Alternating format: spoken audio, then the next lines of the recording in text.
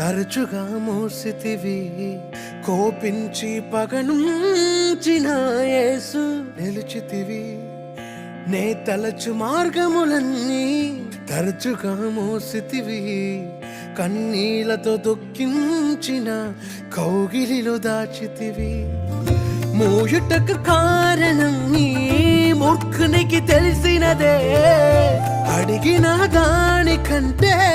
అధికమే పొంది తినే మూయుటకు కారణం ఇప్పుడే తెలిసినదే అడిగిన దానికంటే